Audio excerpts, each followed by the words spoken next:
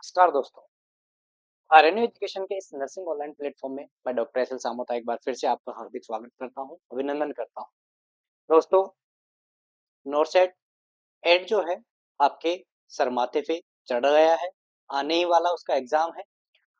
तो मद्देनजर रखते हुए हमारी टीम ने ये तय किया था कि जो इम्पोर्टेंट टॉपिक है, जहाँ से क्वेश्चन बनने की प्रोबेबिलिटी ज्यादा होती है, वो वाले सारे के सारे टॉपिक बच्चों को कवर करवाए जाए और फ्री ऑफ कॉस्ट उनको यूट्यूब पे अपलोड कर दिया जाए या यूट्यूब पे लाइव क्लास ली जाए। तो उसी कड़ी में हमारे जैसे कि राजेश जी सर लगातार बने हुए हैं, आपको लगातार वीडियो प्रोवाइड करवा रहे हैं। मैं कुछ ही कारणवश बीच के अंदर क्लासेस लेने से वंचित था। फिर से आपके साथ जुड़ गया हूँ, आपके अपने एम को पूरा करने के लिए, आपके टारगेट को पूरा करने के लिए। और उस कड़ी के अंदर एक बहुत ही इम्पोर्टेंट टॉपिक और अपन आज ऐड करने वाले हैं। ज्यादा समय न जाया करते हुए उस टॉपिक की ओर अपन बढ़ते हैं और आपके एम को पूरा करने की कोशिश करते हैं। बेटा जी, आज का जो टॉपिक है वो बहुत इम्पोर्टेंट टॉपिक है। यहाँ से क्वेश्चन की प्रोबेबिलिटी 110% बनती है। एग्जाम का फेवरेट टॉपिक है, एग्जामिनर का फेवरेट टॉपिक है। यहाँ से क्वेश्चन वो उठाता ही उठाता है, अनटिल अनलेस वो किसी से झगड़ा करके पेपर ना बनाए। जैसे कि सीआरई वाले ने, जैसे महाशिवरात्रि का जो पेपर था 26 इसका फेब का जो पेपर था, दोस्तों देखा होगा आपने कि महाशिवरात्रि थी, हो सकता है वो भस्म रगड़ के बैठा हो और रगड़ दिया। एचआईवी और टीबी में पूरा पेपर कंप्लीट उसने कर दिया। अनटिल अनलेस वो वाली कंडीशन नहीं हो तो इस टॉपिक से क्वेश्चन बनता ही है आपके एग्जाम में। अगर कोई भस्म रगड़ के ना बैठा हो, अगर कोई भांग पी के ना बैठा हो, जैसा कि महाशिवरात्रि वाली सीआरए के एग्जाम के अंदर आपके साथ ये हुआ है। तो एड्स काउंसलर वाली जो एक पोस्ट थी उसका तो कंफर्म है कि जिसने एड्स काउंसलर की तैयारी करी होगी उसके लिए तो बेनिफिशियल था। लेकिन जो दावा कर रहे थे, हम भी दावा कर रहे थे, हम ये नहीं बोल रहे कि बाकी कोचिंग दावा कर रही थी, हमने भी जो दावा किया था कि हमारे पढ़ाए हुए टॉपिक्स में से आपको क्वेश्चन मिलने वाले हैं, एज इट इज मिलने वाले हैं, वो सारे दावे बेकार कर दिए और प्रूव कर दिया कि नहीं भैया, यहाँ कोई फिक्स नहीं है कि किस टॉपिक से कितने वेटेज का क्वेश्चन आने वाला है, कितने क्वेश्चन आने वाले हैं। ये एक मोटा मोटी आइडिया होता है कि हाँ, ये वाले टॉपिक जो हैं बहुत बार रिपीट हो चुके हैं, एग्जामिनर के फेवरेट है, तो यहाँ से क्वेश्चन की प्रोबेबिलिटी बनती है। और उन्हीं एनालिसिस करके हमारी टीम ने ये आपके लिए टॉपिक्स तैयार करे हैं और वो टॉपिक हम कवर करवा रहे हैं। तो ज्यादा समय ना जाया करते हुए आपके सामने आज का टॉपिक अपन ले रहे हैं इंट्रा यूटेराइन डिवाइसेज का। कौन सा ले रहे हैं? इंट्रा यूटेराइन डिवाइसेज का। बेटा जी, इंट्रा यूटेराइन डिवाइसेज से आपको क्वेश्चन जो पूछे जाने वाले हैं मैं हाईलाइट करते जाऊंगा। हर एक लाइन से क्वेश्चन बनता है। इंट्रा यूटेराइन डिवाइसेज की टाइप्स की बात कर ले कि आइडियल कैंडिडेट कौन होता है, कब लगाई जाती है, मैकेनिज्म ऑफ एक्शन क्या होता है, ठीक है, उसका शेल्फ लाइफ क्या होती है, कॉपर कंटेनिंग के अंदर कॉपर की मैकेनिज्म ऑफ एक्शन क्या होती है, किस प्रकार से कॉन्ट्रासेप्शन मेथड प्रोवाइड करवाता है। जैसे अपन हार्मोनल की बात करेंगे तो वो हार्मोन किस टाइप से उनकी मैकेनिज्म ऑफ एक्शन होती है, ठीक है, उसके साइड इफेक्ट्स क्या होते हैं, उसका मोस्ट कॉमन साइड इफेक्ट क्या होता है, उसका एक्सपल्जन क्यों होता है, ये सारी चीजें अपन कवर करने वाले हैं और वहां से क्वेश्चन आके प्रोबेबिलिटी आपकी बनती है। चलिए शुरू करते हैं आज का अपना टॉपिक, इंट्रायूट्राइन डिवाइसेस। तो देखो आपके सामने ये दे रखी है क्वेश्चन में, आपके पैराग्राफ में दे रखी है, ये होती है बेटा जी इंट्रायूटेराइन डिवाइसेस। ये टी शेप दे रखी है, कॉपर टी होता है, मेनली कौन सा होता है? Copper T. और जब भी अपन इंट्रायूटेराइन डिवाइसेस की बात करते हैं तो आपके दिमाग में एक पिक्चर बन जाती है, आपके दिमाग में एक वर्ड आ जाता है कॉपर टी। बेटा जी, कॉपर टी ही एक इंट्रायूटेराइन डिवाइसेस नहीं है। डिफरेंट डिफरेंट टाइप की कॉन्ट्रासेप्शन इंट्रायूटेराइन डिवाइसेस होती हैं जो अपन यूज करते हैं, या फिर जो अपन प्रैक्टिस के अंदर या फिर जिससे क्वेश्चन बनने की प्रोबेबिलिटी ज्यादा होती है। ठीक है, आज जो अपन पढ़ेंगे वो आईयूडीज के बारे में पढ़ेंगे। तो आईयूडीज होती क्या है? आईयूडीज एक कॉन्ट्रासेप्शन मेथड होता है जिसके अंदर अपन अभी टाइप्स पढ़ेंगे, उनके अंदर कॉन्ट्रासेप्शन डिवाइसेस होती है वो इंट्रायूटेराइन मतलब यूट्रस के अंदर प्लेस करी जाती है। और वो क्या करती है? वो कुछ ऐसे, जैसे कॉपर कंटेनिंग की बात करेंगे वो कॉपर रिलीज करती है, जैसे हार्मोनल की बात करेंगे वो हार्मोन रिलीज करती है। वो अल्टीमेटली करती क्या है? अल्टीमेटली कॉन्ट्रासेप्शन प्रोवाइड करवाती है। किस मैकेनिज्म से? या तो वो ओवुलेशन को रोकते हैं, या वो फर्टिलाइजेशन को रोकते हैं, या वो इम्प्लांटेशन को रोकते हैं। इन तीनों मैकेनिज्म एक्शन जो होती है वो प्रोवाइड करवाती है और एट द एंड प्रेगनेंसी होने से बचाते हैं। अब कौन सी किस मैकेनिज्म से काम करती है वो अपन धीरे धीरे स्टेप बाय स्टेप चलते हैं, लॉजिकली चलेंगे, कंसेप्ट बनाते चलेंगे, ताकि आने वाले एग्जाम में अगर इस टॉपिक से क्वेश्चन आपके जो कि आएगा ही आएगा वो आपका गलत ना हो। तो देखो इंट्रायूटेराइन कॉन्ट्रासेप्टिव डिवाइसेस की आईयूसीडी शॉर्ट में इनकी अपन बात करते हैं। आईयूसीडी की अगर अपन बात करें तो ये लॉन्ग एक्टिंग, यहाँ पर एक वर्ड है बेटा जी लॉन्ग एक्टिंग, कौन सा है, लॉन्ग एक्टिंग। तो लॉन्ग एक्टिंग डिवाइसेस की जब अपन बात करते हैं, लॉन्ग एक्टिंग का मतलब क्या होता है कि कुछ कॉन्ट्रासेप्शन डिवाइसेस होती है वो 1 महीने के लिए कारागार साबित होती है, कोई 7 दिन के लिए कारागार होती है, कोई 1 साल के लिए होती है, कोई 2-3 साल के लिए होती है, ये होती है लॉन्ग एक्टिंग। ठीक है, लॉन्ग एक्टिंग मतलब लंबे समय तक रिवर्सिबल, बहुत इंपॉर्टेंट ये चीज यहाँ पर बोल रखी है, रिवर्सिबल मतलब जब तक अपन इनको यूज में लेंगे तब तक ये काम करेंगे, इनको यूज में लेना बंद कर दिया तो ये काम करना बंद, मतलब जब तक कपल जो है वो प्रेगनेंसी नहीं चाहता तब तक इनका यूज कर सकता है, जब वो प्रेगनेंसी चाहे इनका यूज करना बंद कर दे तो वो प्रेगनेंसी चाह सकता है, वो कंसीव कर सकता है वो कपल। तो ये रिवर्सिबल मेथड है contraceptive device placed in the uterus, और कहां पर होती है, यूट्रस में। तो आईयूसीडी जो है एक ऐसी डिवाइस है जो रिवर्सिबल मेथड है कॉन्ट्रासेप्शन का, जो यूट्रस के अंदर प्लेस करी जाती है। क्लियर है। अब देखो यहाँ पर ये दिखा रखा है मोटा मोटा आपको, ये है अपनी इंट्रायूटेराइन डिवाइसेस, ये पूरा यूट्रस वाला पोर्शन है, और इसके अंदर क्या पुश कर रखा आपने, ये आपको जो है आईयूडी इंट्रायूटेराइन डिवाइसेस पुल कर रखी है। ठीक है, अब पुश कर रखी है मतलब अंदर फिट कर रखी है। अब यहाँ पर आपको ये दे रखा होगा, देखो मोटा मोटी मैं आपको बता देता हूँ, ये आपको दे रखा होगा इसका टेल एंड, क्या दे रखा है, ये टेल एंड दे रखा है। ये टेल एंड जो होता है वो बेटा जी वो क्या होता है, ये इसका बहुत तगड़ा रोल है, इसका बहुत अच्छा रोल है। इसका रोल क्या है कि इसको ध्यान में रखना चाहिए, इसको देखते रहना चाहिए।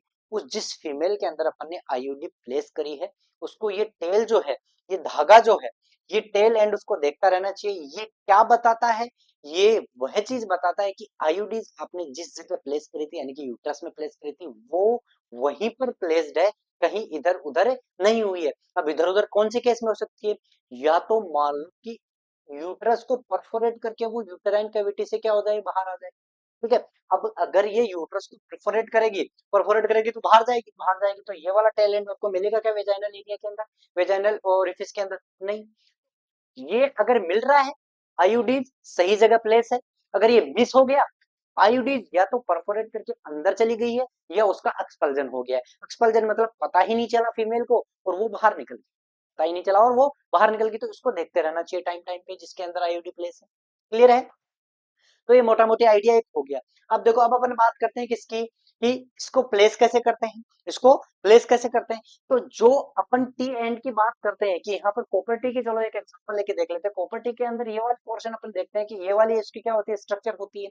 तो ये वाली क्या शुरू में जब अपन इंसर्ट करते हैं तब से ऐसी ही रहती है कि अंदर जाके टी शेप लेती है, ये अंदर जाकर के क्या करती है, टी शेप लेती है। ये क्या होती है, जैसे ये दो एरिया है, ये दो एरिया है, शुरू में क्या होते हैं, ऐसे होते हैं। इसको अपन क्या करते हैं, जो यूट्रस होता है इसको cervical canal, vagina cervical canal cervix के थ्रू क्या करते हैं अपन, यूट्रस के अंदर छोड़ देते हैं, यूट्रस के अंदर जाकर के उसको क्या कर देते हैं, हॉरिजॉन्टली करते हैं। ठीक है, तो इस टाइप से क्या कर जाती है, ये देखो यहाँ पर इसका कोई टी नहीं है, इसका कोई टी नहीं है, ये इसने क्या कर दिया, प्लेस कर दिया, और फिर बाद में जाके क्या हो जाएगा, ये यहाँ पर इसको पुश करके क्या कर देंगे, टी शेप में कर देंगे। अब ये इसका क्या है, तरीका है। ठीक है, कंप्लीट डिटेल तरीका आपसे कोई भी नहीं पूछेगा, ये मैंने आपको आपके जनरल नॉलेज के लिए बता दिया कि इतना तो पता होना चाहिए आपको। अब अपन बात करते हैं टाइप ऑफ आईयूडीज की, किसकी बात करते हैं, टाइप ऑफ आईयूडीज की। तो आईयूडीज की टाइप की अपन जब बात करते हैं तो यहाँ पर देखो आपको बेटा जी, जनरली अपन इसको दो टाइप में डिवाइड करेंगे। कितने टाइप में डिवाइड करेंगे, दो। पहला होगा नॉन मेडिकेटेड, नॉन मेडिकेटेड मतलब उस पर केवल क्या होगा, कोई भी हार्मोन, कोई भी मेडिसिन, कोई भी एलिमेंट, जैसे कि कॉपर की बात करते हैं, जैसे कि अपन ओरम की बात करते हैं, जैसे अपन एजी की बात करते हैं। ठीक है, एजी सिल्वर की अपन बात करते हैं, और जैसा कि अपन प्रोजेस्टेरोन हार्मोन की अपन बात करेंगे, जो अपन हार्मोनल आइडियोज के अंदर बात करेंगे। तो जनरली मोटा मोटी अगर इसको अपन देखना चाहे तो कितने टाइप में इसको अपन डिवाइड कर सकते हैं, दो टाइप में। कितने टाइप में डिवाइड कर सकते हैं, दो टाइप में अपन इसको क्या कर सकते हैं, डिवाइड कर सकते हैं। ठीक है, तो यहाँ पर ये नॉन मेडिकेटेड जो है इसको अपन फर्स्ट जनरेशन भी बोलते हैं बेटा जी, कौन सी बोलते हैं, फर्स्ट जनरेशन। या तो बोल दो, देखो यहाँ पर अपन डिवाइड कर सकते हैं इसको, नॉन मेडिकेटेड कौन सी होगी, नॉन मेडिकेटेड, और एक होगी मेडिकेटेड, मतलब प्रॉपर्टी वो है, मतलब इंट्रायूट्राइन डिवाइस तो है लेकिन उसके अंदर कोई मेडिसिनल जो चीज है वो अपन ने ऐड कर रखी है। वो क्या क्या कर सकते हैं अपन, कॉपर भी ऐड कर सकते हैं और क्या भी कर सकते हैं अपन, हार्मोन भी। तो कॉपर होगा उसको अपन कॉपर कंटेनिंग बोल देंगे, और हार्मोनल वाले को अपन क्या बोल देंगे, जिसके अंदर हार्मोन होगा उसको अपन क्या बोल देंगे, हार्मोनल आईडी बोल देंगे। और ये जो प्लेन वाली होगी नॉन मेडिकेटेड, इसके अंदर कोई भी मेडिसिन जैसा कोई, यानी कि ना तो कॉपर टी है, प्लेन वाली है। और इसके एग्जाम्पल आपको अगर याद रखने हैं, कौन से हो गए, पहला हो गया बेटा जी लिपेस लूप, कौन सा हो गया, लिपेस लूप, और दूसरा कौन सा हो गया, ग्राफेनबर्ग रिंग, कौन सा हो गया, ग्राफेनबर्ग रिंग। ये जो होती है नॉन मेडिकेटेड होती है, ये केवल क्या करती है, ये केवल फॉरेन बॉडी का काम करती है। अभी अपन आगे पढ़ेंगे कि जो नॉन मेडिकेटेड होती है उनकी मैकेनिज्म ऑफ एक्शन क्या होती है, वो किस टाइप से कॉन्ट्रासेप्शन प्रोवाइड करवाती है। इनकी मेन मैकेनिज्म जो होती है बेटा फॉरेन बॉडी के बेस पर होती है। कोई भी बॉडी के अंदर अगर जाएगा, कोई भी बॉडी के अंदर फॉरेन पार्टिकल अगर जाता है ना, तो वहां पर एक इंफ्लामेटरी रेस्पॉन्स आता है सामने वाले टिश्यू से, जिस टिश्यू पे जाके वो अटैक करता है, जिससे अटैच होता है, जिसके पास होता है, जिसके नियर बाई होता है, उस टिश्यू के क्या हो जाती है, वहां पर इन्फ्लामेटरी रेस्पॉन्स आता है। तो यहाँ पर जो आयोडीज होती है वो सेप्टिक इन्फ्लामेटरी, एसेप्टिक सॉरी, कैसा, एसेप्टिक, वहां पर कोई ऐसा इन्फ्लामेटरी रेस्पॉन्स जो होता है वो नॉर्मल होता है, एसेप्टिक होता है, वहां पर कोई सेप्सिस जैसा इंफेक्शन जैसा कुछ नहीं होता है, केवल फॉरेन बॉडी रिएक्शन वहां पर होता है, फॉरेन बॉडी इन्फ्लामेटरी रिएक्शन होता है, जिसकी वजह से वो एंडोमेट्रियम को बनने वाला जाइगोट जो होता है उसको इम्प्लांटेशन होने से रोकता है। मतलब सीधी सीधी अगर अपन बात करें तो ये foreign body inflammatory reaction generate करता है, बनाता है एंडोमेट्रियम को, और उसको इम्प्लांटेशन के लिए अनफेवरेबल कर देता है, आने वाला जाएगा तो वहां पर चिपक ही नहीं पाएगा। क्लियर है। तो यहाँ पर देखो दो टाइप की अगर अपन बात करते हैं, नॉन मेडिकेटेड हो गई जिसके अंदर अपन फर्स्ट जनरेशन भी बोल सकते हैं, और मेडिकेटेड होगी जिसको अपन सेकंड और थर्ड जनरेशन, सेकंड जनरेशन होगी वो कॉपर कंटेनिंग होगी, थर्ड जनरेशन जो होगी वो कौन सी होगी, हार्मोनल होगी। तो यहाँ पर अगर जनरेशनल आपसे पूछे तो फर्स्ट सेकंड और थर्ड जनरेशन, तीन जनरेशन, फर्स्ट वाली होगी नॉन मेडिकेटेड जैसे कि लिपेस लूप और ग्राफेनबर्ग रिंग हो गई, दूसरी होगी सेकंड जनरेशन कॉपर कंटेनिंग, जिसके अंदर क्या होगा, उसके टेम पे क्या होगा, कॉपर का रिजर्वायर होगा, और वो कॉपर रिलीज करता होगा, कॉपर के मैकेनिज्म एक्शन में भी आगे अपन पढ़ेंगे। और थर्ड जनरेशन मतलब हार्मोनल, जिसके अंदर क्या होगा, हार्मोन होगा, या तो एलएनजी लिवोनोर्जेस्ट्रोल होगा, या प्रोजेस्टासार्ट मतलब प्रोजेस्टेरोन होगा। ये तीन जनरेशन अगर जनरेशन वाइज पूछे तो फर्स्ट जनरेशन, सेकंड, थर्ड। और अगर आपसे मेडिकेटेड नॉन मेडिकेटेड पूछे तो मेडिकेटेड जो होती है उसके अंदर दोनों इंक्लूड हो जाती है, सेकंड जनरेशन भी और थर्ड जनरेशन भी। बचा एक फर्स्ट जनरेशन, वो किसके अंदर क्लासिफाई कर देंगे अपन, नॉन मेडिकेटेड के अंदर, कि ना तो उसके अंदर कॉपर होता है, ना उसके अंदर क्या होता है, हार्मोन होता है, केवल और केवल फॉरेन बॉडी रिएक्शन के बेस पे वो क्या करती है, कॉन्ट्रासेप्शन प्रोवाइड करवाती है। क्लियर है। आगे चलते हैं, आगे की अपन बात करें तो देखो आपने देखा होगा क्या होता है, copper T 380A, copper T 7, Multiload 370, ऐसा कुछ ये नंबर लिखा होता है यहाँ पर, ये वर्ड और ये नंबर लिखे होते हैं। कभी कभी पूछ लेता है नाम दे करके कि ये जो नंबर होते हैं और ये जो लेटर्स होते हैं ये क्या दर्शाते हैं, ये क्या शो करते हैं, ये क्या कहना चाह रहे हैं, इसकी है क्या एक्चुअल में, ये चीज है क्या ये बला। तो यहाँ पर देखो नंबर जो होते हैं जैसे कि 7 होता है, 220 मल्टीलोड 220 होता है, कॉपर टी 380 होता है, ये नंबर जो होते हैं ना ये किसको दर्शाते हैं बेटा जी, surface area of copper in square mm. मतलब क्या करते हैं ये सरफेस एरिया को शो करते हैं।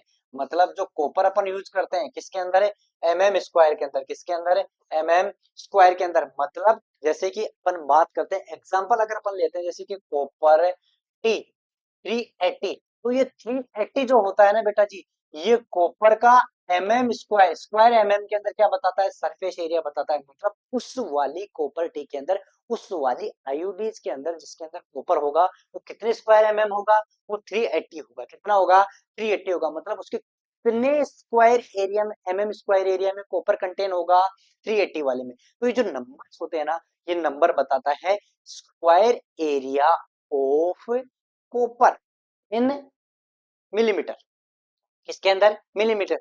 तो ये जो नंबर्स होते हैं ना ये कॉपर का सरफेस एरिया बताते हैं एमएम स्क्वायर के अंदर। लेटर्स, लेटर्स मतलब जैसे एबीसीडी आ गया, copper 380 copper 380 A B C D, ये बताता है बेटा जी साइज को।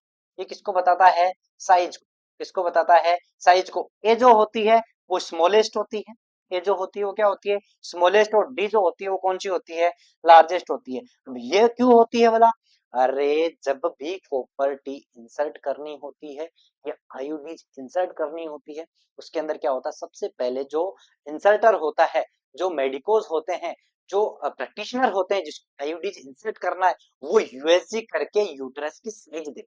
क्या करते हैं? यूट्रस की साइज देखते हैं। क्यों देखते हैं? क्योंकि उनको यूट्रस की साइज के अकॉर्डिंग अपनी इंट्रायूट्राइन डिवाइसेज लेनी है। ए टू डी, ए वाली साइज का होगा सबसे छोटा यूट्रस, डी वाली साइज का होगा सबसे बड़ा यूट्रस साइज का। यूएसजी करना है, यूट्रस की साइज देखनी है और आईयूडीज की साइज डिसाइड करनी है। अगर छोटा है तो ए वाला, मध्यम है, मीडियम है तो बीसी, और लार्जेस्ट वाली अगर उसकी यूट्रस है, यूट्राइन कैविटी है, तो क्या करना है? डी। तो ये क्यों करना पड़ता है बेटा जी? दो चीजें आगे अपन पढ़ेंगे, दो चीजें अपन आगे पढ़ेंगे। क्या क्या पढ़ेंगे? एक तो पढ़ेंगे अपन एक्सपल्जन। क्या पढ़ेंगे? एक्सपल्जन। और दूसरा पढ़ेंगे अपन परफोरेशन। दूसरा क्या पढ़ेंगे अपन? परफोरेशन। एक्सपल्जन और परफोरेशन ये इसी की वजह से होता है कि जो लगाने वाला होता है वो साइज ठीक से डिसाइड नहीं कर पाता है। अरे मान लो जिसकी जिसके यूट्रस में जानी है सबसे छोटे वाले आईयूडीज, जिसकी यूट्रस की साइज छोटी है, उसने बिना यूएसजी करे क्या कर दिया? डी वाली, डी साइज मतलब जो सबसे लार्जेस्ट है आईयूडीज, वो इंसर्ट कर दी स्मॉलेस्ट यूट्रस में। तो वो जो उसके किनारे हैं, जो उसके किनारे हैं, वो तो उसके यूट्रस की दीवार को तोड़ेंगे कि नहीं तोड़ेंगे, उसमें होल करेंगे कि नहीं करेंगे, परफोरेट करेंगे कि नहीं करेंगे। तो ये मैंडेटरी क्यों है? ये इसलिए है कि अगर छोटे साइज के यूट्रस में डी वाली आईयूडीज इंसर्ट कर दी तो वो परफोरेट कर देंगे। ये कॉम्प्लिकेशन होता है आईयूडीज का, जो अपन आगे पढ़ेंगे, साइड इफेक्ट्स के अंदर भी होता है इसके। ठीक है। अब दूसरी चीज एक्सपल्जन। एक्सपल्जन क्यों यहाँ पर पढ़ रहे हैं? एक्सपल्जन इसलिए पढ़ रहे हैं कि यूट्रस की साइज तो थी बड़ी, यूट्रस की साइज तो थी बड़ी, और उसमें छोटे वाली ए साइज की क्या कर दी? आईयूडीज डाल दी। अब वो उसमें फिट हो नहीं रही है, फिट नहीं हो रही है, तो वो अपने आप एक्सपल्स कर जाएगी। अरे साइज क्या है? छोटी है, इतनी बड़ी कैविटी में वो फिट हुई नहीं, तो इतनी बड़ी कैविटी में वो रह नहीं पाएगी, तो वो क्या हो जाएगी? आउट हो जाएगी, एक्सपल हो जाएगी। तो ये एक्सपल्जन और परफोरेशन से बचाने के लिए अपन को क्या करना चाहिए? यूट्रस की साइज के अकॉर्डिंग उसके अंदर आईयूडीज इंसर्ट करनी चाहिए, A to D, A smallest, D largest. Clear है? अब अपन बात करते हैं लेटर की। ए इसकी, ए और जी। ए मतलब क्या हो गया? और लो, गोल्ड। ठीक है। और ए जी क्या हो गया? सिल्वर। ए जी क्या हो गया? सिल्वर। कॉपर के साथ, कॉपर के साथ उसकी एफिकेसी बढ़ाने के लिए, उसकी जो सेंसिटिविटी है वो बढ़ाने के लिए क्या करते हैं अपन? एक्स्ट्रा या तो एजी यानी कि सिल्वर या तो ओरम यानी कि गोल्ड, ये उसके अंदर अपन क्या कर लेते हैं? साथ में ऐड कर देते हैं। अगर ए वाला और एजी वाला अगर आता है तो आपको ये बताना है कि ये जो चीज है ये क्या बता रही है? ये कॉपर के साथ एडिशनल ये वाले एलिमेंट भी ऐड कर दिए गए ताकि उस वाली आयोडीज की एफिकेसी, उसका जो काम है कॉन्ट्रासेप्शन का, वो और मजबूत हो सके। क्लियर है? तो ये वाली चीजें उम्मीद है आज के बाद आपको कोई डाउट नहीं क्रिएट करेंगे, आपके दिमाग में कोई शक पैदा नहीं करेंगे। ठीक है। आगे अपन बात करते हैं।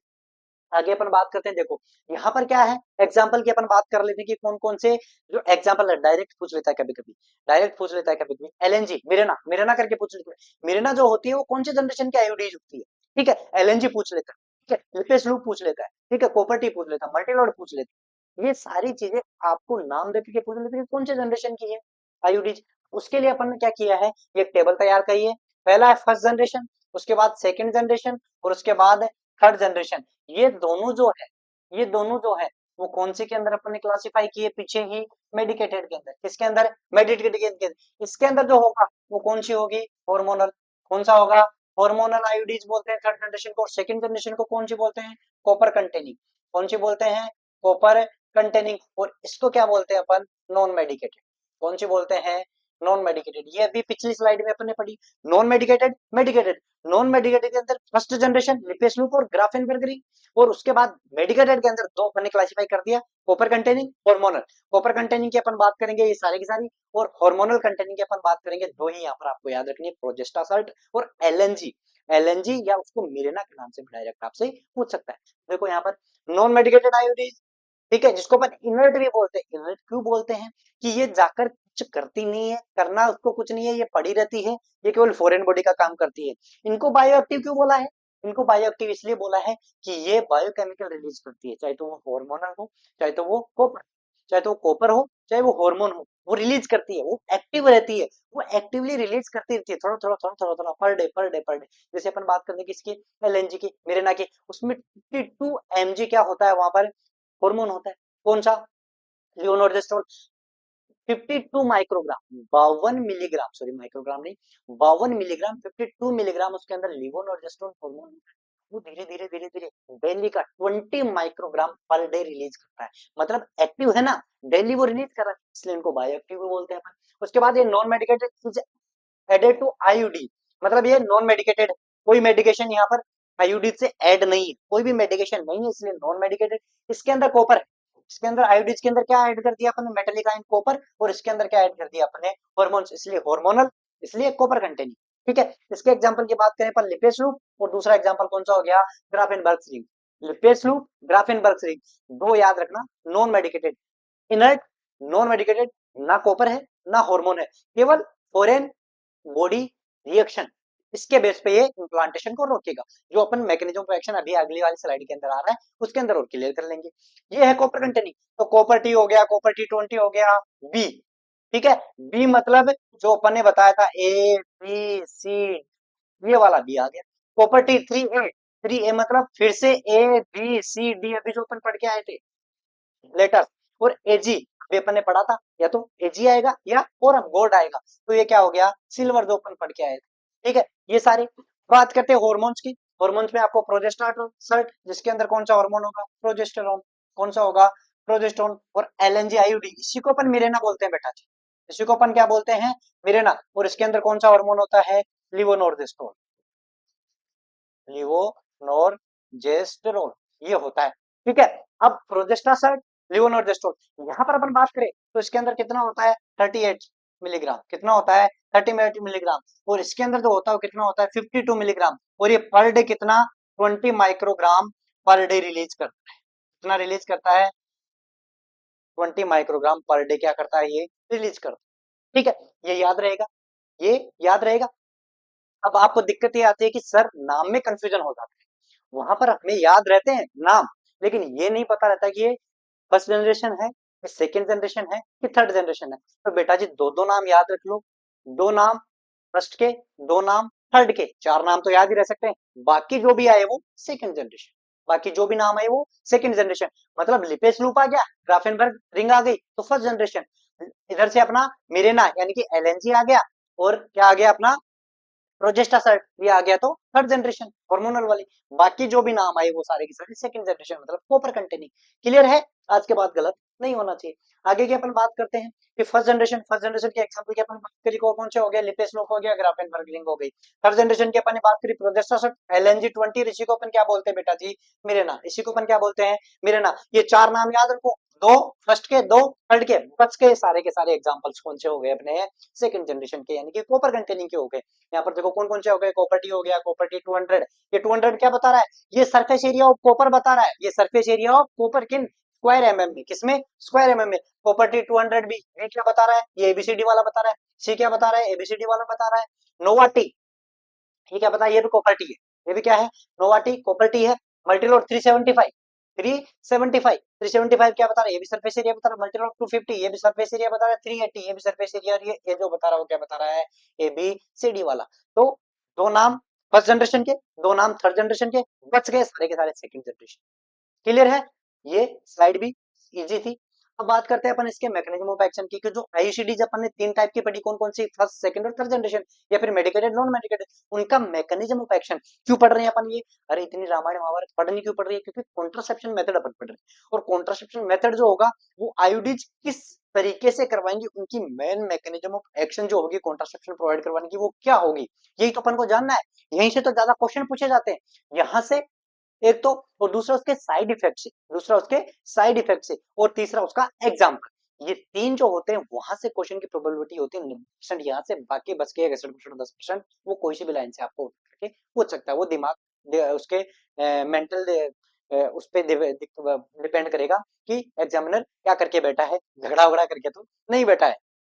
ठीक है, तो देखो पहला नॉन मेडिकेटेड आईसीडी, मतलब मैंने पहले ही बता दी कि कोई भी मेडिकेशन नहीं होगा, ना कॉपर होगा ना हार्मोन होगा, और इसकी मेन मैकेनिज्म एक्शन जो होगी वो इन्फ्लामेटरी रेस्पॉन्स होगा, फॉरेन बॉडी इन्फ्लामेटरी रेस्पॉन्स। कोई भी बॉडी के अंदर अगर कोई भी फॉरेन पार्टिकल जाता है तो अपनी बॉडी एक इन्फ्लामेटरी रिएक्शन शो करती है, तो जिस टिश्यू के पास में या टिश्यू के अंदर जो चीज होती है वहां पर लोकली क्या होता है, इन्फ्लामेटरी रेस्पॉन्स होता है। और वो इन्फ्लामेटरी रेस्पॉन्स यहाँ पर अपन कहां पर इंसर्ट कर रहे हैं आईयूडीज, नॉन मेडिकेटेड वाले यूट्रस के अंदर। तो यूट्रस के अंदर जो होगा वो inflammatory response, foreign body inflammatory response create होगा, उस एंडोमेट्रियम को इम्प्लांटेशन से बचाएगा, उस एंडोमेट्रियम पे वो इम्प्लांटेशन होने नहीं देगा। ठीक है, तो देखो यहाँ पर यही बता रहे हैं कि फॉरेन बॉडी, क्या याद रखना आपको, फॉरेन बॉडी और कौन सी, स्टेराइल, मतलब यहाँ पर कोई इन्फेक्शन इन्फेक्शन वाली चीज नहीं है, स्टेराइल है, एसेप्टिक है, एसेप्टिक है, स्टेराइल है, एसेप्टिक है, इन्फ्लामेटरी रेस्पॉन्स, इन्फ्लामेटरी रेस्पॉन्स, वो अंदर जाएगा तो थोड़ी सी टिश्यू इंजरी होगी माइनर डिग्री की, जो क्या करवाती है वहां पर स्पर्मिसिडल, वहां पर क्या करवाती है, स्पर्मिसिडल, मतलब स्पर्म के लिए वो घातक होती है, उसको मार सकती है। ठीक है, उसके बाद they prevent sperm from reaching the ova and therefore prevent both intrauterine and ectopic pregnancy. अब कोई बोलता है, अब कोई बोलता है कि इंट्रायूटेराइन डिवाइसेस जो होता है वो एक्टोपिक प्रेगनेंसी को बढ़ाता है, एक्टोपिक प्रेगनेंसी का रिस्क बढ़ाता है। तो ये बात सरासर गलत है भैया, मैं नहीं मानता इस चीज को। सर क्यों नहीं मानते, मैं इसलिए नहीं मानता कि अपन आईयूडीज यूज क्यों कर रहे हैं कि प्रेगनेंसी ना, कॉन्ट्रासेप्शन मेथड का मतलब क्या हो गया कि कंसीव ना हो, प्रेगनेंसी ना हो। अरे आईयूडीज यूज करने से प्रेगनेंसी ही नहीं हो रही है तो एक्टोपिक कहां से होगी। तो देखो दो लाइन में आपको बोल रहा हूँ, उन चीजों को ध्यान से सुनना। पहली चीज, आईयूडीज जो होती है वो एक्टोपिक प्रेगनेंसी करवाती है, सरासर गलत। दूसरी, अगर आईयूडीज के यूज करते करते प्रेगनेंसी हो गई तो एक्टोपिक प्रेगनेंसी के चांसेस बढ़ जाते हैं। दोनों चीज अलग अलग है, दोनों लाइनें अलग अलग है, समझना। पहली चीज, आईयूडी जो है वो एक्टोपिक प्रेगनेंसी करवाती है, गलत बात। आईयूडी तो नॉर्मल प्रेगनेंसी रोक रही है। तो मान लो अगर 100 प्रेगनेंसी हो रही है, उनमें से अगर 2 एक्टोपिक है तो अपन आईयूडीज करेंगे तो उन 100 में से वो 90 को तो रोकेगी, उन 90 में तो रोकेगी, और बची 10, उस 10 में से वो 2 हो जाएंगे क्या एक्टोपिक प्रेगनेंसी, नहीं। तो जनरली अगर आपसे स्टेटमेंट पूछे कि आईयूडी जो होती है वो एक्टोपिक प्रेगनेंसी करवाती है, उसका साइड इफेक्ट है एक्टोपिक प्रेगनेंसी, बिल्कुल गलत बात है ये। अगर आईयूडीज यूज करने के बाद भी अगर उसका फेलियर हो गया, वो प्रेगनेंसी को रोक पाने में असफल रही तो एक्टोपिक प्रेगनेंसी करवा सकती है, उसके चांसेस बढ़ते हैं। दोनों अलग अलग बातें याद रखनी बेटा जी। ठीक है, तो यहाँ पर क्या करवा रही है, एक्टोपिक प्रेगनेंसी और इंट्रा प्रेगनेंसी दोनों को क्या करवा रहा है। अब देखो मान लो ये अपना क्या है, ये यूट्रस, ये यूट्रस, तो यहाँ पर क्या है, ये अपनी प्रॉपर्टी है, प्रॉपर्टी क्या है, तो यहाँ पर ये नॉर्मली इन्फ्लामेटरी रेस्पॉन्स करवा देगी, इन्फ्लामेटरी रेस्पॉन्स। यहाँ पर अगर इंजरी हुई, नॉर्मली इंजरी, छोटी इंजरी होती है, छोटी इंजरी होती है तो वहां पर इन्फ्लामेटरी मीडिएटर्स आते हैं, इन्फ्लामेटरी मीडिएटर्स आते हैं तो फॉरेन जो पार्टिकल्स होंगे उनको क्या कर देंगे, वो डैमेज कर देंगे। तो यहाँ पर थोड़ा क्या होता है, स्पर्मिसिडल भी वो काम करती है। ठीक है, अब मान लो स्पर्मिसिडल नहीं हुआ, थोड़ा बहुत एक आध बच बचा के स्पर्म निकल गया, ओवम को जाइगोट कर फर्टिलाइज कर दिया, जाइगोट बना दिया, तो जाइगोट आके इम्प्लांट कहाँ होना है, एंडोमेट्रियम पे। इम्प्लांट कहाँ पर होना है, एंडोमेट्रियम।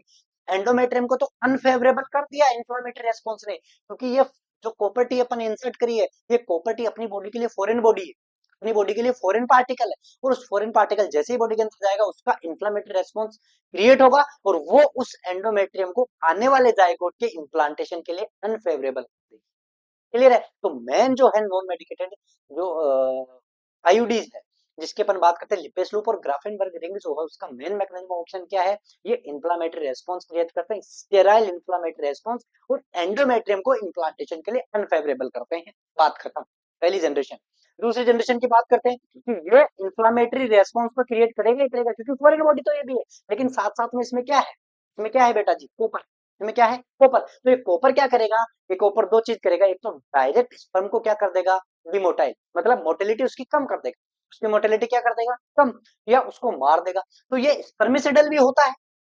ठीक है, ये क्या होता है, endometrial cervical mucus and endometrial secretion को क्या कर देता है, खुद कर देता है, क्या कर देता है। ठीक, तो एक तो पानी के अंदर से तैरना पड़े, एक तो पानी के अंदर से तैरना पड़े, और दूसरी चीज उसको अगर उसकी विस्कोसिटी अपन बढ़ा दे, उसको अपन गाढ़ा कर दे, उसमें से तैरना पड़े, तो किसमें से ज्यादा इजी रहेगा, पतले वाले में। तो ये क्या करते हैं, जो सर्वाइकल म्यूकस होता है, सर्वाइकल सीक्रेशन होता है, ये कॉपर आयन उसको थिक कर देते हैं, ताकि जो स्पर्म है उसकी मोटिलिटी क्या हो जाए, डिक्रीज हो जाए।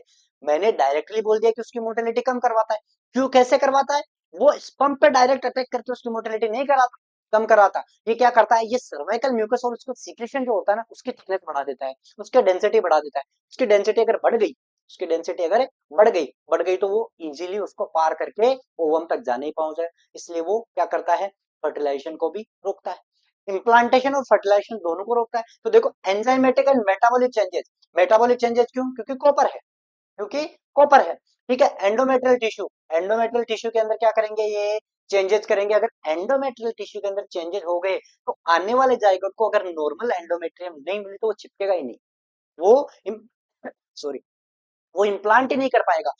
एंडोमेट्रियम टिश्यू के अंदर चेंजेस कर देते हैं तो इम्प्लांटेशन नहीं होगा। सर्वाइकल म्यूकस की थिकनेस बढ़ा देते हैं तो मोटिलिटी कम हो जाएगी स्पर्म की, तो फर्टिलाइजेशन नहीं होगा।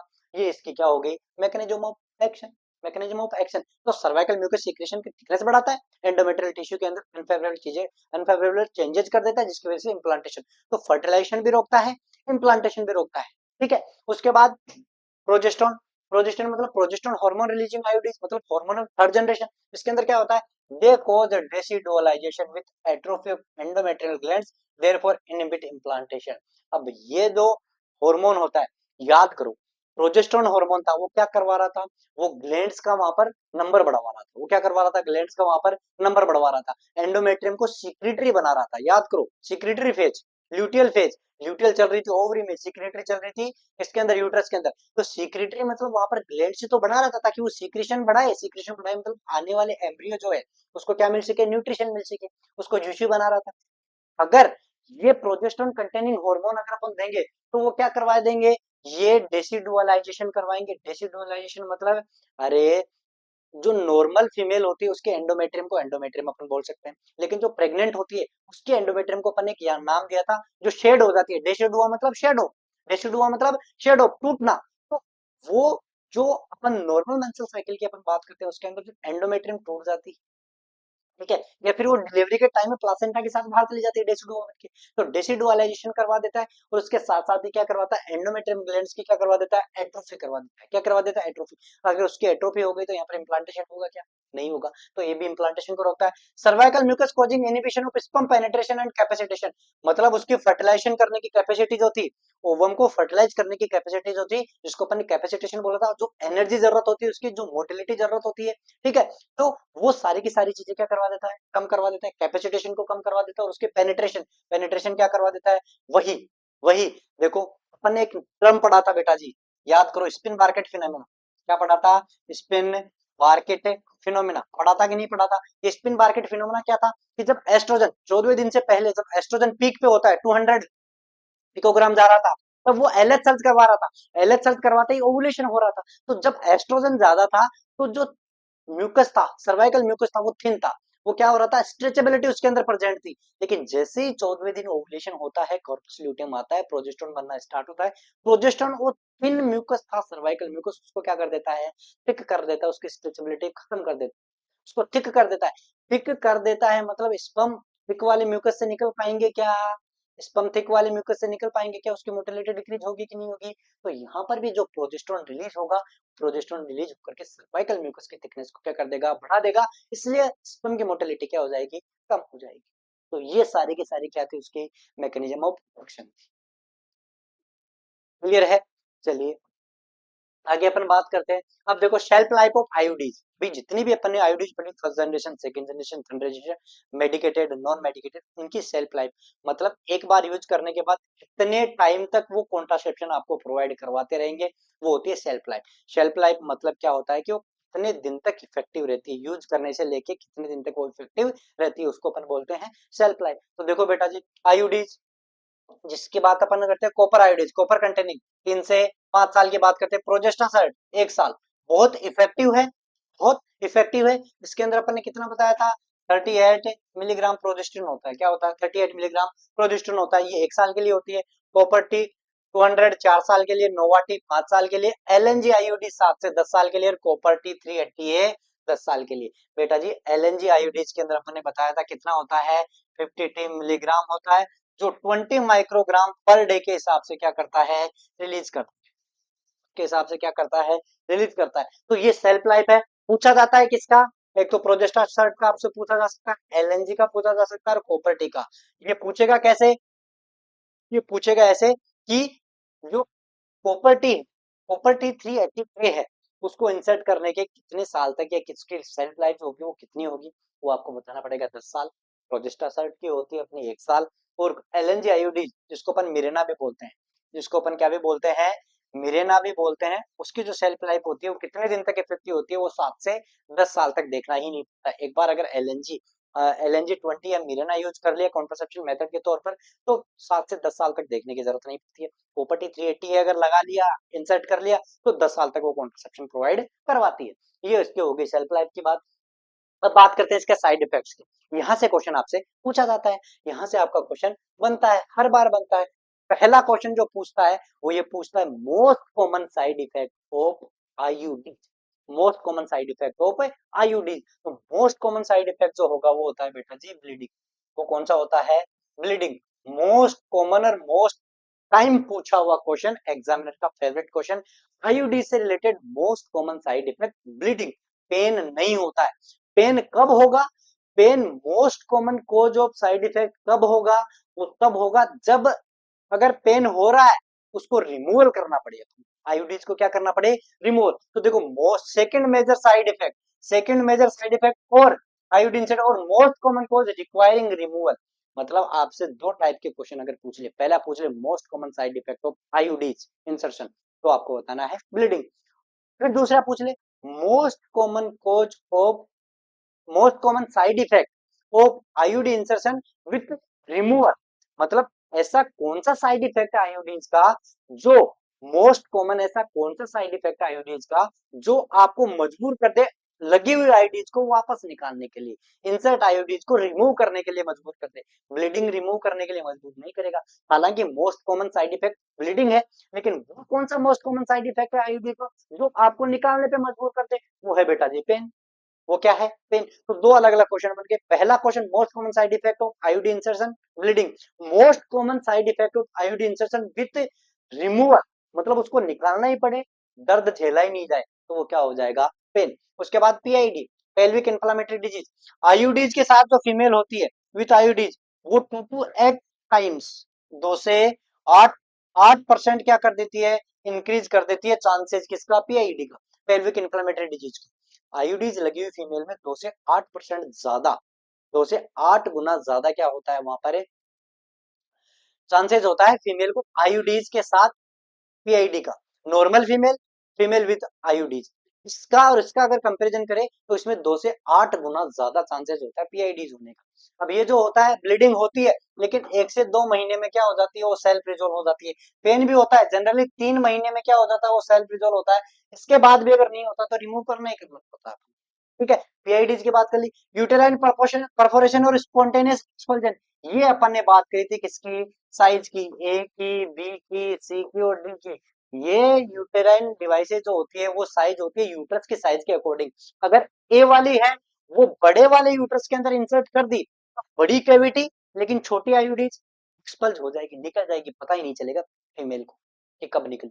ठीक है, बी वाली छोटे साइज के अंदर, अगर डी वाली छोटे साइज के यूट्रस के अंदर अगर बड़ी इंसर्ट कर दी अपन ने तो वो परफोरेट कर देगी, तो ये भी साइड इफेक्ट है। यूट्राइन परफोरेशन, अगर छोटे साइज के अंदर बड़ी वाली आईयूडीज डाल दी, या फिर एक्सपल्जन अगर बड़ी साइज वाले में छोटी वाली आईयूडीज डाल दी तो वो एक्सपल हो जाएगी। तो ये 5 जो है इसके मोस्ट कॉमन क्या है? साइड इफेक्ट है। Bleeding, pain, PID, expulsion, perforation. Clear है? आगे चलते हैं। देखो अब इनके बात करते हैं अपन साइड इफेक्ट्स के। Most common highest pregnancy rate, मतलब अपन आईयूडीज यूज भी कर रहे हैं लेकिन उसके बाद भी फेलियर रेट की यहाँ पर अगर अपन बात करते हैं कि फेलियर कौन से में ज्यादा होती है, या फिर अगर फेलियर होगा तो प्रेगनेंसी होगी, मतलब प्रेगनेंसी रेट किसके अंदर ज्यादा होगी? ठीक है, एक्सपल्जन रेट किसके अंदर ज्यादा होगी? ठीक है, प्रेगनेंसी रेट होगी, एक्सपल्जन रेट होगी, रिमूवल रेट, मतलब किसको अपन रिमूव करना ही पड़ेगा अगर पेन हो रहा है तो।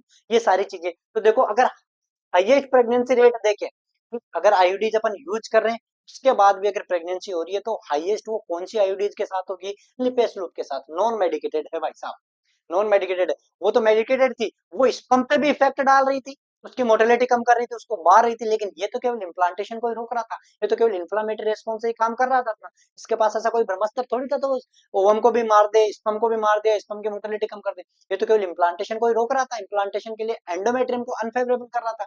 इसलिए मैक्सिमम प्रेगनेंसी रेट या मैक्सिमम फेलियर रेट जो होती है आईयूडीज में, जो किसकी होती है? लिपेस लूप की। Minimum lowest pregnancy rate LNG IUD. ये बहुत फेमस क्वेश्चन है कि जो अपन बात करते हैं कि सबसे इफेक्टिव आईयूडी जो होता है जिसकी फेल्योर रेट सबसे कम होती है वो कौन सी होती है? एलएनजी आईयूडी, या इसी को अपन बोलते हैं मिरेन, इसी को अपन क्या बोलते हैं? Mirena LNG-20। ठीक है, उसके बाद हाईएस्ट एक्सपल्जन रेट मतलब अपने आप बाहर निकल जाती है। सबसे ज्यादा किसके साथ होता है? फिर से वही लिपेस लूप। ज्यादा प्रेगनेंसी भी करवा देता है, मतलब यूज जिस काम के लिए किया था वो भी नहीं करता है, और फिर अलग ही अपनी दोस्त दिखाता है, अपने आप ही बाहर निकल जाता है, पता ही नहीं चल देता। तो एक्सपल्जन रेट भी ज्यादा और उसकी फेलियर रेट भी ज्यादा, मतलब प्रेगनेंसी भी ज्यादा करवा देता है यूज करने के बाद भी। उसके बाद लोवेस्ट एक्सपल्जन रेट प्रोजेस्टासाइड। कौन सा?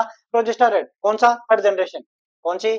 थर्ड जनरेशन वाली। उसकी क्या होती है? लोवेस्ट एक्सपल्जन रेट होती है, मतलब प्रोजेस्टासाइड अपन ने इंसर्ट कर दिया तो उसके चांसेस हैं कि कम एक्सपल्जन की रेट उसकी होती है। उसके बाद हाईएस्ट रिमूवल रेट और लोएस्ट। हाईएस्ट की बात करें अपन, LNG IUD भैया थर्ड जनरेशन, इसकी क्या होगी? Removal rate. अगर ये लगाया LNG IUD मिरेना अपन ने लगाया और दर्द खत्म नहीं हो रहा है तो उसको रिमूव करना ही करना पड़ेगा, उसको रिमूव करना ही करना पड़ेगा। ठीक है, और लोवेस्ट किसकी होती है? प्रोजेस्टासाइड की। ये दोनों ही थर्ड जनरेशन आ गई। तो थर्ड जनरेशन जो होती है वो रिमूवल के साथ रिलेटेड है। ज्यादा रिमूवल रेट किसकी होती है? अगर लगा दिया पेन नहीं रुक रहा है तो LNG की। कम किसकी होती है? प्रोजेस्टासाइड की। ठीक है, तो ये भी आपकी टेबल इंपॉर्टेंट है। डायरेक्ट आपके क्वेश्चन पूछ रहे थे कि हाईएस्ट प्रेगनेंसी रेट कौन सी आईडीज के साथ होती है? लिपिस लूप के साथ। लोएस्ट किसके साथ होती है? LNG आईडीज के साथ। हाईएस्ट एक्सपल्जन रेट किसके साथ होती है? वही लिपिस लूप के साथ। लोएस्ट किसके साथ होती है? प्रोजेस्टासाइड के साथ। हाईएस्ट रिमूवल रेट किसके साथ होती है? LNG आईडीज के साथ। और लोएस्ट रिमूवल रेट किसके साथ होती है? अपनी प्रोजेस्टासाइड के साथ। क्लियर है? ये टेबल भी आपके लिए इंपॉर्टेंट थी। उसके बाद अपन बात करते हैं कि ideal candidate for property insertion, मतलब आप कैंडिडेट सिलेक्शन जो करेंगे वो किस क्राइटेरिया के बेस पे करेंगे प्रॉपर्टी इंसर्ट करने के लिए। तो जो कैंडिडेट क्राइटेरिया है, कैंडिडेट सिलेक्शन क्राइटेरिया है, कौन सा कैंडिडेट आइडियल होगा प्रॉपर्टी इंसर्शन के लिए। तो देखो पहली चीज तो मैं बता दूं कि अभी जो अपन पढ़ के आए, PID अगर वो करवा रहा है पहले से PID हो ऐसा तो अपन को लेना है। ठीक है, वो अपन बात कर लेंगे इसके कॉन्ट्राइंडिकेशन के लिए, तो रिलेटिव और एब्सोल्यूट के लिए। यहाँ पर अपन बात करते हैं कि आइडियल टाइम और ideal candidate. Ideal time insertion का प्रॉपर्टी का और आइडियल कैंडिडेट किसके अंदर अपन लगा सकते हैं। ठीक है, तो देखो पहला तो should have had at least one child, मतलब अपन नल्ली पैरा के अंदर, मतलब नल्ली पैरा जिसको अभी तक एक भी बेबी को जन्म नहीं दिया उसके अंदर यूज करनी नहीं है। क्योंकि क्या होता है कि सर्वाइकल कैनाल का एक बार डायलिटेशन हो जाता है तो इजी हो जाती है इंसर्ट करने के लिए। अगर नल्ली पैरा है और उसको आप प्रॉपर्टी लगा रहे हो तो वो थोड़ी सी डिफिकल्ट हो जाती है, तो परफोरेशन इंजरी के चांसेस ज्यादा बढ़ जाते हैं। इसलिए नल्ली पैरा के अंदर अवॉइड करते हैं। कम से कम एक बच्चे को जन्म दे रखा हो ऐसी फीमेल को अपन क्या करते हैं? सेलेक्ट करते हैं। पहला पॉइंट, कम से कम एक बच्चा सेलेक्ट जन्म दिया हो ऐसी फीमेल नल्ली पैरा को अपन नहीं करते हैं, पहला हो गया। दूसरा, are in mutually monogamous relationship, ऐसा नहीं है कि जो बहुतों के साथ संपर्क बनाती है, इंटरकोर्स एक से ज्यादा व्यक्ति के साथ करती है, मेल के साथ करती है वो फीमेल, उनके अंदर पे अपने आईयूडीज प्रेफर नहीं करते हैं। जैसे कि प्रोस्टिट्यूशन होती है उनके अंदर अपन आईयूडीज प्रेफर नहीं करते हैं। मोनोगैमस मतलब इसका पार्टनर केवल अकेला हो, इंटरकोर्स का पार्टनर केवल सिंगल पार्टनर हो, उसके लिए अपन आईयूडीज यूज करते हैं। क्यों? क्योंकि आईयूडीज, इसका मेन रीजन क्या है? क्योंकि आईयूडीज केवल कॉन्ट्रासेप्शन मेथड है, ये एसटीडी से बचाता नहीं है। अगर कोई फीमेल एक से ज्यादा मेल के साथ इंटरकोर्स कर रही है तो एसटीडीज होने के चांसेस होते हैं, और इसके अंदर ये मेथड जो है कॉन्ट्रासेप्शन का ये इंपॉर्टेंट नहीं है, उसके लिए कॉन्डोम जो है वो यूज करा जाता है। ठीक है, तो आईयूडीज मोनोगैमस जो होता है, कपल जो होता है, मतलब जो फीमेल केवल एक सिंगल व्यक्ति के साथ मेल के साथ इंटरकोर्स करती है उसके लिए प्रेफर है। जो प्रोस्टिट्यूशन होती है एक से ज्यादा मेल के साथ इंटरकोर्स बनाती है, संबंध बनाती है, उनके लिए प्रेफर नहीं है। ठीक है, क्योंकि ये सेक्सुअली ट्रांसमिटेड डिजीज के अगेंस्ट काम नहीं करता है। पहले दूसरा हो गया। ठीक है, has no history of PID. अरे पीआईडी तो ये ज्यादा करवाता है, 2 to 8 टाइम्स ज्यादा करवा देता है आईयूडीज पीआईडी, तो पहले से जिनको पीआईडी की हिस्ट्री है उनके अंदर भी अपन को यूज नहीं करना है। तीसरा, choose not to use hormonal contraception, मतलब अगर किसी को आईयूडीज लगा है, अगर किसी को आईयूडीज लगा है, उनको अपन को क्या नहीं करना है? उनको अपन को ये बताना है कि दूसरा हार्मोनल कॉन्ट्रासेप्शन आपको यूज नहीं करना। ठीक है, या फिर आप बता सकते हैं कि कोई हार्मोनल कॉन्ट्रासेप्शन यूज नहीं करना चाह रहा है, उनको अपन क्या कर सकते हैं? ये आईयूडीज यूज कर सकते हैं, इंट्रायूटेराइन डिवाइसेस यूज कर सकते हैं। अब देखो ये उसके हो गए कॉन्ट्राइंडिकेशन। किसकी बात कर लेते हैं अपन? कॉन्ट्राइंडिकेशन की। मतलब एब्सोल्यूट और रिलेटिव। एब्सोल्यूट तो मतलब कुछ भी हो जाए करना ही नहीं है, और रिलेटिव मतलब कुछ के कंडीशन जो होती है उसके अंदर अपन कर सकते हैं, कुछ जो होती है उनके अंदर नहीं करते हैं। ठीक है, मतलब आप अपने अकॉर्डिंग देख लो, बेनिफिट वर्सेस रिस्क रेशियो के अकॉर्डिंग अपन देख सकते हैं।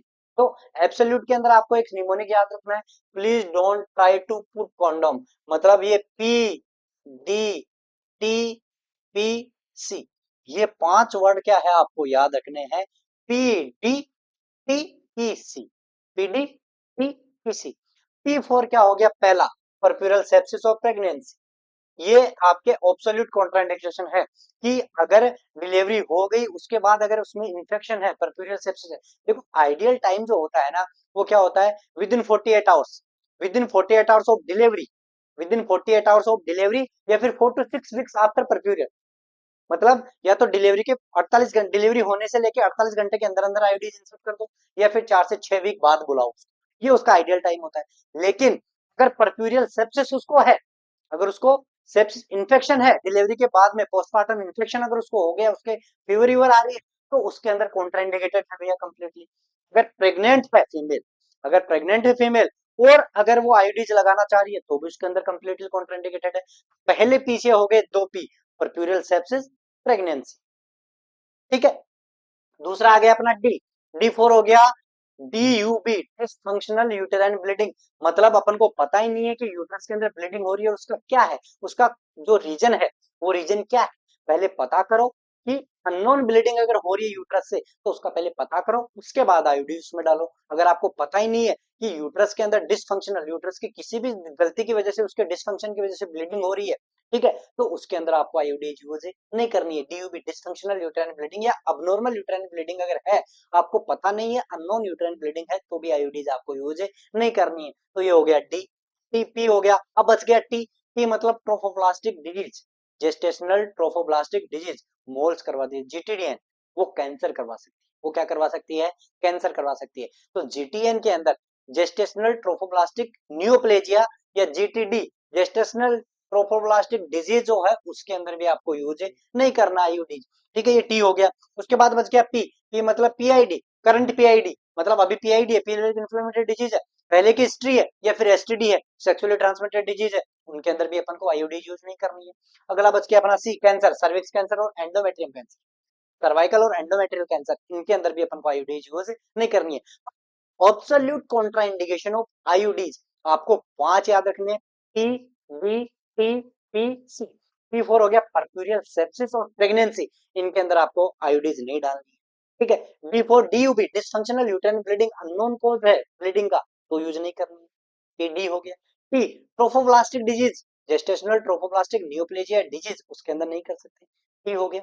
उसके बाद फिर से अपना क्या हो गया, पी, पी मतलब क्या हो गया, फिर से PID या STD, इसके अंदर PID है, नॉन है, करंट है, करंट PID है, हिस्ट्री PID की है, तो उसके अंदर अपन यूज नहीं कर सकते, STD के अंदर अपन यूज कर सकते हैं। और लास्ट वाला बच गया सी, सर्वाइकल कैंसर और एंडोमेट्रियल कैंसर, इन कैंसर के अंदर भी अपन यूज नहीं करते। ये तो हो गई कौन सी, एब्सोल्यूट। अब रिलेटिव की बात करते हैं, एनीमिया, एनीमिया क्यों, तो पहले से ही एनीमिक, पहले से उसका HB कम है, और अगर अपन ने आईयूडी लगाई और उसको ब्लीडिंग चालू हो गई, तो चांसेस है कि वो सीवियर एनीमिक होके हेमरेज की कंडीशन में जाकर के उसकी डेथ हो सकती है। तो अगर सीवियर एनीमिया है, एनीमिया है तो ब्लीडिंग के चांसेस ज्यादा होते हैं आईयूडीज में, क्योंकि most common side effect bleeding, अभी अपन पढ़ के आए, तो most common side effect bleeding है, पहले से एनीमिक है, HB पहले से कम है, आईयूडीज अपन ने लगा दिया, ब्लीडिंग कर गया और खून कम हो गया और HB कम हो गया, तो चांसेस है कि वो फेंट होकर के सिनकोप में चली जाएगी, ठीक है।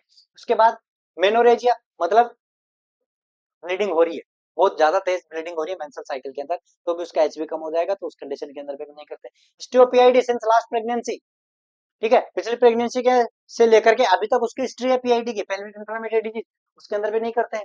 Purulent cervical discharge, purulent cervical discharge मतलब कहीं ना कहीं इंफेक्शन है, स्मेल वाला है, पुरुलेंट है, सर्वाइकल डिस्चार्ज है, मतलब कोई ना कोई इंफेक्शन है, पुरुलेंट वाला, ठीक है, तो उसके अंदर भी अपन यूज नहीं करते। Distortion of uterine cavity due to congenital malformation of fibroid, अगर यूट्रस के अंदर फाइब्रोइड है, यूट्रस के अंदर फाइब्रोइड अननोन मास है, या फिर उसकी कोई कंजेनिटल मालफॉर्मेशन है, एनाटॉमिकल डेविएशन है, एनाटॉमिकल डिस्टोर्शन है यूट्रस का, तो भी अपन यूज नहीं करते हैं, क्योंकि कैविटी तो चाहिए ना आईयूडी इंसर्ट करने के लिए, उसको प्लेस करने के लिए कैविटी चाहिए। अगर उसके अंदर एनाटॉमिकल मालफंक्शन, एनाटॉमिकल डिस्टॉर्शन है कैविटी का, तो भी अपन आईयूडी उसके अंदर इंसर्ट नहीं करते, ठीक है। उसके बाद अनमोटिवेटेड पर्सन, मतलब अगर किसी को अपन ने ले आए झांसा दे करके, और कि आईयूडी आईयूडी लगाने की कोई इनोमिनेशन मिलता है, पैसा मिलता है, थोड़ा बहुत आशा हो, तो उसको झांसा दे करके ले आए, तो बिना मोटिवेशन के उसको अपन नहीं लगा सकते, क्योंकि वो कभी भी क्या कर सकते हैं, धागा दिखता है खींच के उसको हल कर सकती है। तो अनमोटिवेटेड, जिसको पता आता नहीं है, उसको भी अपन अवॉइड करते हैं। क्लियर है? अब देखो, best timing of iodine insertion, best candidate अपन ने देख लिया, best time of iodine insertion कब अपन करते हैं?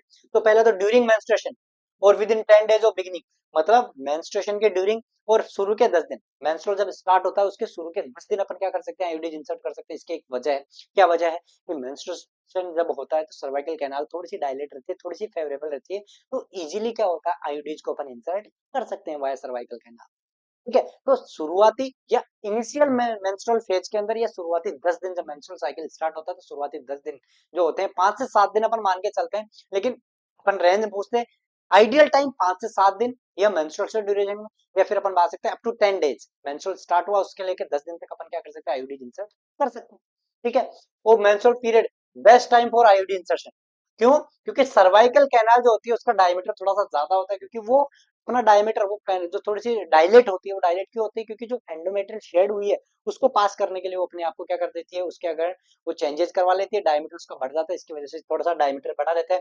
और लीस्ट रिस्क ऑफ प्रेगनेंसी, यही तो अपन ने देखा था एक रिस्क उसके अंदर, एब्सोल्यूट कॉन्ट्राडिक्शन में, अगर कोई प्रेग्नेंट है तो उसके अंदर आईयूडीज नहीं लगते, और अगर मेंस्ट्रुअल किसी को आ रहा है तो जाहिर सी बात है अपने आप वो रूल आउट हो गया कि प्रेगनेंसी तो है नहीं। अगर प्रेगनेंसी होती तो मेंस्ट्रुअल साइकिल बंद होता, मेंस्ट्रुअल साइकिल आता ही नहीं, तो शुरू के 10 दिन में मेंस्ट्रुअल पीरियड आ रहा है, मेंस्ट्रुअल साइकिल आ रहा है, मतलब प्रेगनेंसी तो है नहीं, प्रेगनेंसी तो रूल आउट हो गई। इसीलिए आईयूडीज करने के, आईयूडीज लगाने से पहले अपन यूएसजी करते हैं। यूएसजी करने के दो अपने यहाँ पर कारण है, क्यों करते हैं? पहला तो प्रेगनेंसी का पता करने के लिए, इंट्रायूटेराइन को प्रेगनेंसी तो नहीं, अगर है तो आईयूडीज नहीं लगाते। दूसरा, साइज देखते हैं यूट्रस की, ताकि अपन एक्सपल्जन या परफोरेशन ना करवा पाए, ना हो पाए। ठीक है, ये अपन करते हैं, तो प्रेगनेंसी नहीं होनी चाहिए। अब अपन बात करते हैं, ये कुछ डायग्राम्स है, जैसे कि लिपेस लूप, लिपेस लूप है, ये लिपेस लूप है, ये आ गया अपना फर्स्ट जनरेशन नॉन मेडिकेटेड। ठीक है, ये आ गया अपना प्रोजेस्टा सर्ट और एलएनजी, ये आ गए अपने थर्ड जनरेशन, ये आ गए अपने कौन से, थर्ड जनरेशन, और ये बच गए, ये सारे के सारे ये कौन से आ गए, सेकंड जनरेशन। ठीक है, सेकंड जनरेशन मतलब ये कॉपर कंटेनिंग, ये कॉपर कंटेनिंग, ये हो गया अपना हार्मोनल, ये दोनों कौन सी कैटेगरी के अंदर थे, मेडिकेटेड के अंदर। किसके अंदर थे, मेडिकेटेड के अंदर। और ये आ गया अपना नॉन मेडिकेटेड, ये किसके अंदर चला गया, नॉन मेडिकेटेड। ठीक है, तो ये डायग्राम देखे भी आपसे पूछ लेता है कि ये कौन सी जनरेशन की आईयूडीज है। क्लियर है, स्लाइड इंपॉर्टेंट। अब बात करते हैं इनसे रिलेटेड कुछ क्वेश्चंस की, अपन बात करते हैं लगते ही। ठीक है, तो पहला पूछ रहा है इन कॉपर्टी, देखो कर चुके हैं अपन सारे, ये क्वेश्चन बहुत इंपॉर्टेंट है, हो सकता है यहीं से आपको एक क्वेश्चन मिल जाए एग्जाम में, इंपॉर्टेंट है। ठीक है, तो देखो इन कॉपर टी 380 क्या बता रहा है, ए क्या बता रहा है, तो इसके अंदर कॉपर टी 380 ए, इसके अंदर पूछ रहा है कि ये जो 380 है, 380 है, ये किसको रिप्रेजेंट कर रहा है? अरे यही तो मैंने बोला था कि नंबर जो होते हैं ना, वो नंबर्स किसको रिप्रेजेंट करते हैं, ये करते हैं surface area of copper in square M M square. ठीक है, तो पहला ऑप्शन क्या है, number of turns of copper right, गलत बात, इतना भी हो सकता है वो तो। ठीक है, उसके बाद surface area of copper in square MM, देखो कंफ्यूज कर दिया बंदे ने। अगर कोई ज्यादा और स्मार्ट बनेगा बंदा, फटाफट करेगा, ध्यान से नहीं पड़ेगा, यहाँ पर स्लिप मिस्टेक करके आएगा क्या, अरे सर ने बताया था सरफेस एरिया हो, तो सरफेस एरिया पढ़ा, आगे का क्वेश्चन पढ़ा ही नहीं, किया और आगे बढ़ गया, और यहीं पे वो गच्चा खा गया, यहीं पे वो मात खा गया, कि सरफेस एरिया ऑफ प्रॉपर्टी नहीं था बेटा जी, वो इसका था सरफेस एरिया ऑफ कॉपर। क्या था, सरफेस एरिया ऑफ कॉपर। जानबूझ के क्वेश्चन डाला है, ऑप्शन डाला है, ताकि स्लिम मिस्टेक होने के चांसेस आपके कम से कम हो बेटा जी, आपका सिलेक्शन होगा तभी हमारा नाम हो, चलन होगा। और ये आपको हर मुश्किलात से लड़ने के लिए तैयार करना हमारी जिम्मेदारी है, आपको हर मुश्किल से सामना करवाने की जिम्मेदारी हमारी है, उस काबिल बनाने की जिम्मेदारी हमारी है कि आपका स्लिम मिस्टेक कम से कम हो और क्वेश्चन देखकर डरे नहीं। तो कॉपर टी 380 के अंदर जो 380 है वो क्या डिनोट कर रहा है, वो रिप्रेजेंट कर रहा है कॉपर का surface area in square MM. ठीक है, तो यहाँ पर आंसर जाएगा वो कौन सा जाएगा, surface area of copper in square MM, ना कि कॉपर टी का सरफेस एरिया। किसका सरफेस एरिया, कॉपर का सरफेस एरिया। ठीक है, अगला effective life of copper T, नहीं ये तो गलत है, तो इसका आंसर कौन सा चला गया बेटा जी, सी। कौन सा चला गया, ठीक। चलते हैं अगले क्वेश्चन की तरफ। अगला क्वेश्चन बोला था most common side effect of iodine insertion, most common side effect MCC of iodine insertion, most common side effect, most common side effect of iodine, बोला था ब्लीडिंग, बोला था ब्लीडिंग 1 से 2 महीने जनरली रहती है, उसके बाद सेल्फ रिजोल्व हो जाती है। ठीक है, तो मोस्ट कॉमन साइड इफेक्ट जो है यहाँ पर कौन सा आ जाएगा बेटा जी, ब्लीडिंग, पेन भी है, पीआईडी भी है, एक्टोपिक प्रेगनेंसी भी। ठीक है, तो यहाँ पर आंसर कौन सा चला जाएगा, ब्लीडिंग। अगर यही क्वेश्चन चेंज कर देता, कैसे ये क्वेश्चन चेंज कर देता, the most common side effect iodine insertion which require it's removal, most common side effect of iodine is bleeding, most common side effect जो उसको निकालने पे मजबूर कर दे, उसके रिमूवल पे मजबूर कर दे, तो वो क्या था बेटा जी, पेन। क्वेश्चन दो अलग अलग ऑप्शन चारों शेयर में, लेकिन ऑप्शन चेंज हो गया। पहला most common side effect of iodine insertion bleeding, दूसरा question most common side effect of iodine insertion with highest removal rate, कि ऐसा कौन सा साइड इफेक्ट है जो मजबूर कर दे कि इसको तो रिमूव करना ही करना पड़ेगा, वो है पेन।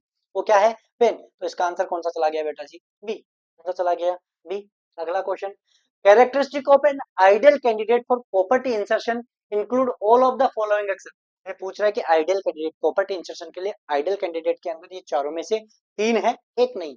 पहला है has born at least one child, बिल्कुल सही। अपन ने ये पढ़ा था कि नल्ली पेरेंट्स के अंदर अपन प्रेफर नहीं करते, कम से कम एक बच्चे को जन्म दे चुकी ऐसी फीमेल को अपन चुनते हैं, सेलेक्ट करते हैं आईयूडी इंसर्शन के लिए। क्लियर है। दूसरा, is willing to check IUD tail, मतलब जो सक्षम हो, जो सक्षम हो आईयूडी टेल, उसका टेल एंड चेक करने में सक्षम हो, वो उसी को अपन कर देंगे। अगर कोई बोले कि नहीं मैं तो नहीं चेक करूंगी, तो पता नहीं कब परफोरेट होकर के वो अंदर चले जाए, अंदर चले जाएगा तो सेप्टिक शॉक करवा देगी, सेप्टिक शॉक करवा देगी, इन्फेक्शन करवा देगी, सेप्टिक शॉक करवा देगी, या फिर इंटरनल ब्लीडिंग ज्यादा हो गई तो पेरिटोनाइटिस करवा देगी।